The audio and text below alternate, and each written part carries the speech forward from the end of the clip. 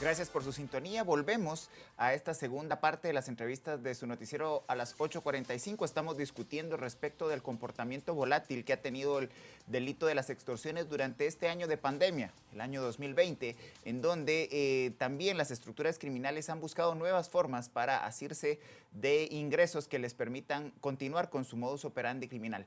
Para ello hemos convocado a dos expertos. Nos acompaña el doctor Arkel Benítez, experto en temas de seguridad, y el ingeniero Iván Pérez, también analista en estos temas. Doctor Benítez, uno de los riesgos que se tienen es que los nativos de las redes sociales y estos mecanismos virtuales pues tienen un manejo inclusive de los riesgos ya incorporado. No obstante, los que ya tenemos canas en la barba, ni siquiera leemos los términos y las condiciones antes de instalar una aplicación.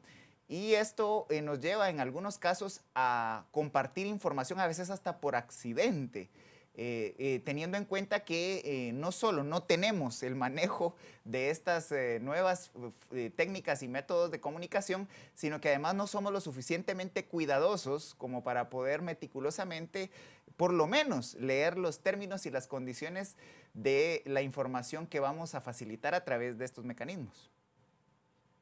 Sí, este es un tema relevante que tocas, Cristians, porque recuerdo yo el choque de trenes que hubo, si no estoy mal, el año pasado, cuando Mark Zuckerberg, el dueño de Facebook, por primera vez es sentado en el banquillo en el Senado, y un senador le increpa y le dice, mire, ¿por qué si yo estoy conversando con mis amigos acerca de chocolates, por qué me llega publicidad de chocolates a mi teléfono, ¿verdad? Las redes sociales. Y aquí estamos hablando de un tema muy sensible, que es el tema del Big Data, todo lo que está generando esta información que se percibe o se recibe o uno la, digamos, la exterioriza a través de aplicaciones que se descargan en los móviles, en los dispositivos, en los teléfonos y que no se leen, ¿verdad? Yo recuerdo la respuesta de Mark Zuckerberg fue, le dijo, mire, seguramente usted dio acepto a la política de privacidad o a la política, digamos, de esas aplicaciones. Entonces, ahí está el famoso tema de la letra pequeña, ¿verdad? En todos los contratos, pero alrededor de ello también está el desconocimiento de los alcances que tiene este tipo de aplicaciones. Y también está el riesgo, si ocurre en países con un sistema de seguridad, digamos, sofisticado, muy avanzado respecto al nuestro, ¿cómo no va a ocurrir dentro de nosotros, verdad? No sabemos en qué bases de datos están vendidos nuestros datos, cómo se comercializan esos temas, no hay regulación, como bien lo decía el ingeniero Pérez, son temas que deberían de preocupar también al Congreso, ¿verdad? El Congreso está en otros temas, ha estado en otros temas, en la pandemia, en discusiones complejas, ¿verdad? En discusiones de los principios republicanos, de si vamos a elegir una Corte Suprema de Justicia o no. Imagínense a estas alturas, cuando nos está ganando, digamos, algunos otros temas del ciudadano de a pie de todos los días, ¿verdad? Que son temas que los diputados tienen que resolver, como por ejemplo regularizar todo este tipo de situaciones, porque nuestras informaciones, nuestros datos circulan en un montón de lugares, ¿verdad? Y aquí los riesgos de que también hackers o personas que de alguna manera deambulan por las redes sociales sustrayendo esta información, la comercializan y luego resulta que va a parar a las manos equivocadas o las manos de verdaderos delincuentes que tienen toda nuestra información. Si está ocurriendo en países en donde la tecnología y digamos los esquemas de seguridad de alguna manera son buenos, imagínense la exposición a la que estamos en Guatemala, en países como el nuestro. Entonces yo creo que esto es un tema que tenemos que también poner, digamos, el dedo en el renglón para que los diputados y los legisladores, pero también los tanques de pensamiento, den ese paso, un peldaño más para analizar este tipo de situaciones. Y se viene algo complejo. El próximo año es un año complejo en términos económicos, en términos de la seguridad ciudadana y seguramente estaremos haciendo muchas más operaciones de las que hacíamos habitualmente a través de las plataformas tecnológicas, ¿verdad? Para hacer pagos, para hacer muchísimas operaciones y transacciones y demás. Yo creo que todos hemos escuchado situaciones que se han dado a través de las mismas plataformas, ¿verdad? Que han habido hackers que han entrado, ¿verdad? Incluso hasta en temas de, digamos, clases de los niños, etcétera. Entonces, este tema del Big Data hay que ponerle mucha atención, ¿verdad? sobre todo porque en Guatemala está la cultura del vivo, ¿verdad? El que tiene tus datos, el que se aviva con estas cosas. Y esto hay que ponerle mucha atención porque hay muchos riesgos asociados a la cantidad de información sensible que puede estar circulando de nosotros y que puede llegar a manos de los criminales, de los delincuentes virtuales, que no es tan sencillo de poder, digamos, capturarles y poder, digamos, operar en contra de ellos, como es el tipo o el típico, digamos, o tradicional delincuente de a pie, ¿verdad? Que roba en una casa, etcétera. Estamos hablando de modalidades mucho más sofisticadas que requieren de una respuesta distinta de parte del Estado con elementos a la altura de las circunstancias o de los que tienen los nuevos criminales, digamos, que están, digamos, en el día a día en las redes sociales y las plataformas. Ingeniero, yo sí quisiera regresar nuevamente al tema porque usted me respondió y estoy de acuerdo, si uno compra en un sitio web de una de estas empresas. Sin embargo, las aplicaciones de redes sociales han dado mucho pie a que empresas pequeñas puedan iniciar sus negocios, sobre todo en la pandemia que la gente no podía salir, hay mucho emprendimiento nuevo. Pero, por ejemplo, hablemos de Facebook, ya que se mencionó, está el Marketplace, donde una persona, por ejemplo, quiere un sofá, quiere una bicicleta, quiere ahora juguetes para los niños. La verdad, se vende cualquier cosa. Y la mayoría de estas transacciones no son tan sofisticadas de entrar a una página web y dar tarjetas de crédito. Son compras y ventas en efectivo de voy a traer el mueble, donde nos juntamos, en qué lugar para un teléfono celular, ese tipo de cosas pequeñas para hacer la transacción. Y esto está exponiendo también a las personas porque salen de esto y están confiando en quien está comprando o en quien está vendiendo. Por supuesto que sí, por supuesto que sí. Pero ahí hay varios elementos ahí, creo yo, que importantes de tomar en cuenta. Digamos, el Facebook, que es la plataforma que tú mencionas, tiene esa área de mercadeo, de marketing, que la gente está utilizando para vender ciertos objetos, digamos, vehículos. Bueno, es una variedad enorme de todo esto. Yo no daría mayores datos e información ahí. Inclusive, si hay una transacción, esa transacción tiene que ser segura. Si no es segura, yo no lo haría. Una transacción segura podría ser una transacción electrónica. Ya que están utilizando un medio electrónico, hay que usar un medio electrónico para pagar. Si el producto hay que irlo a recoger a algún lado, es decir, saber que ese lado existe, investigar antes de ir a ese lugar. Eh, Igual va a haber un tema de dónde reunirse para comprar un vehículo, por ejemplo. Hay que buscar un lugar seguro en el cual ustedes se sientan seguros para poder hacer la transacción con ese vehículo. Es decir, es un problema real que está sucediendo ahorita y que está latente, está muy, muy latente. Yo no tengo ninguna estadística de si suceden en estas plataformas, han tenido muchas demandas o muchas extorsiones en esas plataformas o han tenido muchas estafas. No lo sé, de seguro sí lo hay, pero ahí es donde yo voy. No tengo información para generar un análisis sobre esos temas. Y yo creo que es importante a los emprendedores decirles que existen elementos, yo voy a mencionar dos, existen elementos básicos para poder hacer una plataforma segura. Uno de ellos ya no hay WhatsApp, sino que hay un WhatsApp, Business WhatsApp. Ese es otro elemento totalmente diferente. Facebook tiene un elemento también que se llama Business Facebook, Facebook Business. Es decir, tiene otra plataforma donde le está indicando de todos estos elementos que se están diciendo. En esas plataformas tú pones horarios, tú pones direcciones, tú pones nombres, garantizan de que ese lugar está existiendo. Yo lo he visto en pizzerías han crecido ahora un montón, en los despachadores, por ejemplo, también lo he visto, pero ya usan estos elementos. Es decir, no solo es de aventarse al ciudadano y decirle, mire, ahí está Facebook y Facebook venda. No, investiguen realmente porque sí hay elementos en los cuales pueden crear como emprendedores plataformas seguras que garanticen que eso suceda. ¿Cómo sé yo que estoy trabajando con eso? Hay mensajes, por ejemplo, ustedes inmediatamente reciben un mensaje, lo mandan, el mensaje automáticamente es recibido.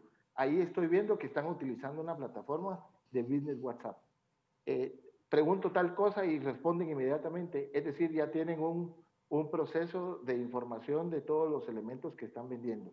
Eso me da seguridad para hacer una transacción con estas plataformas. Hay elementos actualmente importantes, inclusive creadores de páginas de plataformas, donde existen estos elementos que estaba diciéndoles anteriormente, de que la página, si no tiene este botón verde, este símbolo que está ahí, no hace una transacción. Y hasta que no haga transacciones, la gente que conoce eso no hace una transacción. Entonces tiene que llegar a un procedimiento que es bien sencillo, no es nada complicado, donde por ejemplo, PayPal, que es un elemento para pagar, ahí ellos les certifican a ustedes que ustedes tienen una autenticidad para poder crear y poder recibir fondos, donde sean electrónicos, ¿verdad?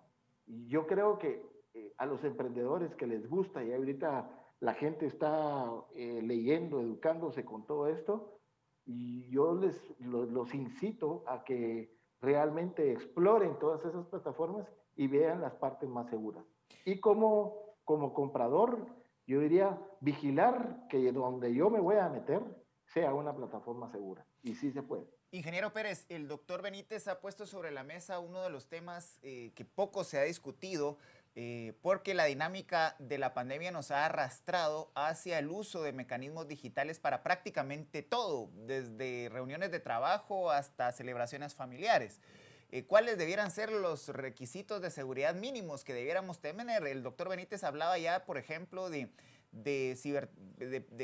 cibercriminales que infiltran los salones de estudio de niños o personas que también se dan a la tarea de en las reuniones virtuales grabar información y no sabemos el uso que se puede dar. ¿Cuáles debieran ser los elementos mínimos de seguridad para el uso de estas nuevas tecnologías a las cuales hemos sido llevados de manera natural por la pandemia, pero que representan también riesgos para la seguridad personal? Sí, mira, digamos en ese sentido, ya entramos a una fase un poquito más grande, es decir, ya entramos a una persona un poquito más sofisticada que tiene elementos y conoce de temas de informática y ya se convierte en lo que llamamos nosotros un hacker. Ya tiene elementos de programación, ya tiene elementos más profundos para poderlo hacer. Los criminales para llegar a eso, estos criminales que nosotros tenemos, les va a costar, cuesta mucho. Yo sí recomiendo que las plataformas que se usen para las reuniones, tanto escolares como que se están haciendo, hay unas que son privadas. Y en las privadas está básicamente la configuración de cómo tú configures tu plataforma para poder integrar un ingreso seguro. Digamos, hay una que está en Google Meet se llama. Google Meet es una plataforma que tú configuras y tú tienes que autenticar la persona que tú invitaste, verdaderamente es la que te está respondiendo a eso. Y la puedes bloquear. Si tú ves que la tiene ahí, la puedes bloquear. Zoom, que es otra plataforma que tiene eso, son dos tipos de plataforma, porque Zoom Meeting lo que tiene es la básica y tiene una que es pagada. La que es pagada y la básica tienen elementos de configuración donde tú puedes mandar a un cuarto, así se le llama, a un room, a espera a que uno le pueda poder ingresar sabiendo que está invitado para poder ingresar a la reunión. Es decir, existen elementos básicos y de otras plataformas que las hacen los CRM, por ejemplo, son plataformas que para crear agendas y cuestiones así, son elementos que tienen estas configuraciones que no permiten que una persona, que cualquier persona ingrese a estas reuniones. Yo sí veo que si yo configuro una reunión y la dejo abierta, es muy probable que ese link que le manda uno para compartir, lo pueda compartir otras personas y puedan ingresar sin ningún problema. No tengo elementos, si yo tiro esa plataforma, tengo elementos para configurarlo para que no suceda eso y para yo restringir esas cuestiones y eliminarlos. Sí hay elementos en estas plataformas tecnológicas en las cuales se pueden hacer. Allí la pregunta que sería importante y donde se puede atacar es cómo un criminal puede accesar a esto si estamos viendo estadísticas del 80 al 90%, todas estas bloqueos o entradas pues vienen de un sistema penitenciario, por ejemplo. Entonces, ¿cómo el sistema penitenciario tiene acceso a un Internet con suficiente ancho de banda para poder transmitir o poder ingresar a un Zoom o poder ingresar a un Google, ¿cómo se llama? ¿Dónde están los elementos, los teléfonos, ¿cómo se llama? Smartphones que se utilizan y pueden entrar? En esos sectores, que es la mayoría de extorsiones, si estamos hablando de extorsiones, eh, ¿cómo se restringen?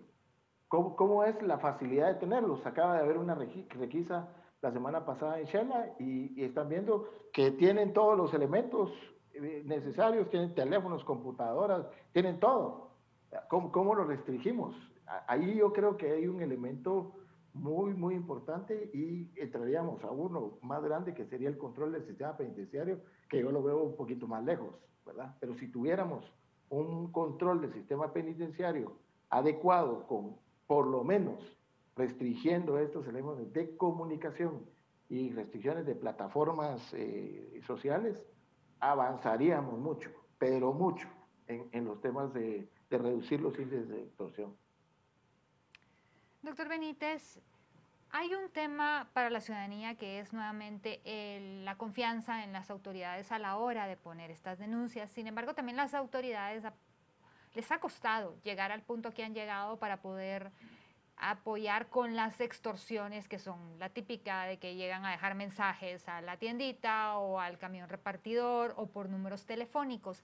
Estamos hablando ya en este momento de tecnologías que hay hackers digitales que se dedican a hackear grandes bancos, grandes empresas que tienen muchas barreras de seguridad. Entonces esto casi que deja al ciudadano de protegerse a sí mismo. ¿Qué se puede hacer? Bueno, el gobierno debe de implementar ya medidas claras, contundentes. Hablábamos de varias fases, digamos, en las que se puede generar, digamos, una barrera, cerrarle el paso a estos delincuentes. Lo primero es invertir en plataformas desde la visión de la inteligencia civil, ¿verdad? El poder compartir información interinstitucional, el que el Estado también esté en la capacidad para dar respuesta efectiva a la ciudadanía. Hay una cifra oscura, digamos, de delitos que no se denuncian por la desconfianza institucional, invertir en cultura de legalidad y crear conciencia dentro de la ciudadanía para que este tipo de delitos sea denunciado, pasa por muchísimos elementos importantes, incluso que tienen que ver con la confianza democrática de la ciudadanía respecto a las instituciones del Estado. Debe haber mucho, ¿verdad? Pasamos un episodio un poco complicado, difícil, que fueron las manifestaciones de hace unos días, ¿verdad? Con el proceder que tuvieron algunos elementos de la Policía Nacional Civil.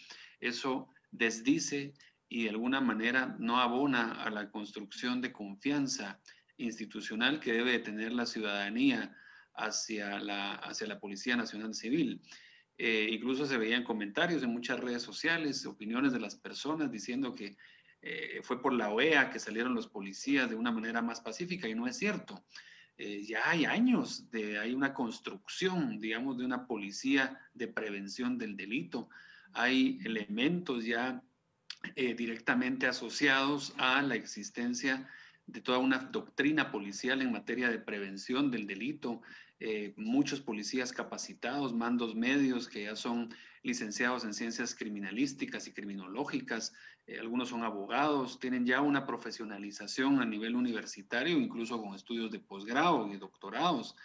Esto obviamente nunca sale a relucir, pero al final del día es importante que la Policía Nacional Civil mantenga una buena imagen, ¿verdad? Venía trayendo una imagen impecable durante la pandemia, que se vio de alguna manera cuestionada por este tipo de situaciones que ocurrieron, también hay que decirlo, con un protocolo de actuación policial que hay que revisar.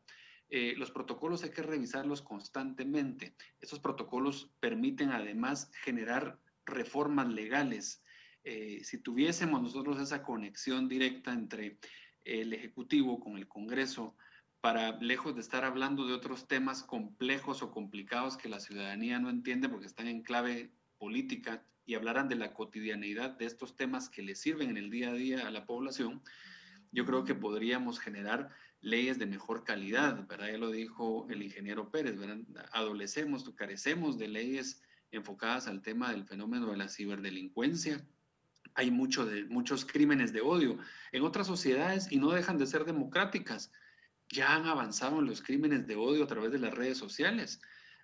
Plataformas como Twitter se han convertido realmente en un chiquero, ¿verdad? De insultos, de descalificaciones, de polarización, de infamias, de injurias, etcétera. Y eso es muy delicado, ¿verdad? Desde el punto de vista de la higiene mental también para los usuarios de las redes sociales. Yo creo que todo eso hay que irlo analizando sin el estigma y sin el temor y sin pensar de que estamos generando algún tipo de violación al derecho a la libre emisión del pensamiento. Hay que debatirlo, cuando menos debatirlo. Y ese, doctor Benítez, es precisamente uno de las líneas que hay que definir en las leyes para evitar también limitar derechos a ambos. El agradecimiento por habernos acompañado. Se nos ha terminado el tiempo de las entrevistas del noticiero a las 8:45. Que tengan muy buenas noches. Muchas gracias, buenas noches. Buenas noches, gracias. Carmina, uno de los retos es no ser uno también víctima de sus propias informaciones no hay que ser tan facilita. ingenuo, creo yo, definitivamente. Pues un tema importante para la ciudadanía. Ese es el reto. A usted el agradecimiento por habernos acompañado y le invitamos a que se siga informando con Noticieros de Canal Antigua. Buenas noches.